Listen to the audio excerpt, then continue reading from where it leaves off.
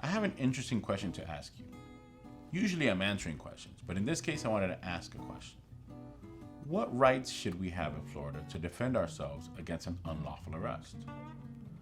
The law in Florida for a long time has been you have the right to refuse or resist an arrest without violence if the arrest is unlawful. And that's been the law for a long time. But there are states that take it a step forward. States like Indiana or Texas, for example, have laws in the books that allow you to use force to resist an unlawful arrest. In Indiana, a law was passed back in 2012 addressing this. And this issue is a contemporary issue because we've seen two people in Texas recently be shot and killed by police officers who don't seem to have any legal basis for those shootings. The Indiana law came about because of a case where someone was killed in their home and there was a lawsuit, and so the state, passed this law to make sure that this type of thing didn't happen again.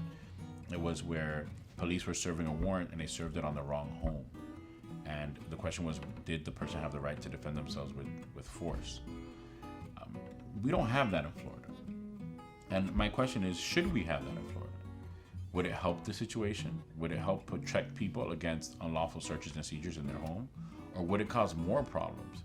Because when police come knocking at your door, at 2 a.m. to serve a warrant or 4 a.m. to serve a warrant, and you answer, with a gun, does that really make you more safe, or does that escalate the situation and make it worse? I really don't know the answer to the question, and I was curious to know how you guys felt about that. I think it's a topic worth discussing. And it's definitely a contemporary topic because we've seen it happen around the country. And what is the best result to improve police relations with our community, but to make sure that the community feels safe from police officers and not living in fear of police officers?